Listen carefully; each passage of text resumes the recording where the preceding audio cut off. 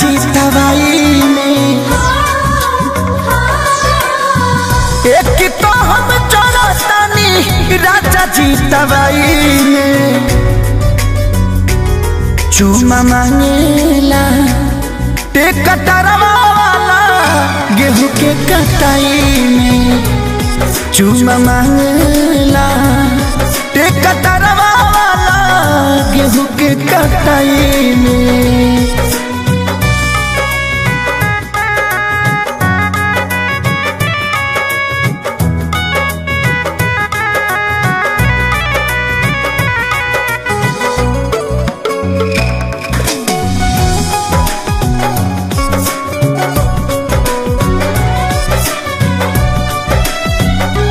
हाँ केहू नहीं बुझातावे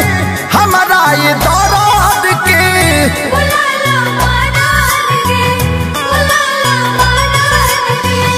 तरी में के बोझा हमारा अखिया के सोझा हो ढाली सरद के आगे पीछे घुमाता रहता बाई में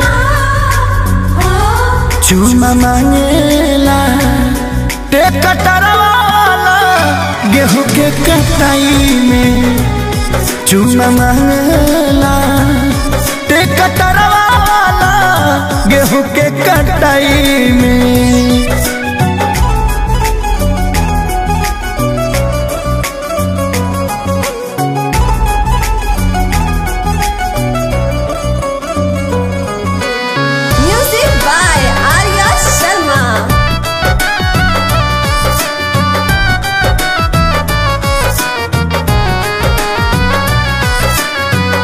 चिंता लगल बा हमारा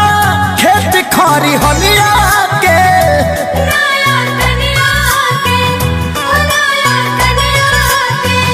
सभे देखल चाहे चहली जवनिया के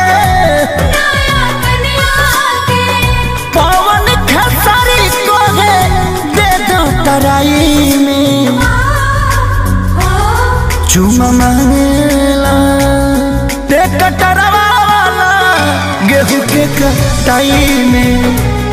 चूमा मांगेला टेकटरवा वाला गेहूं के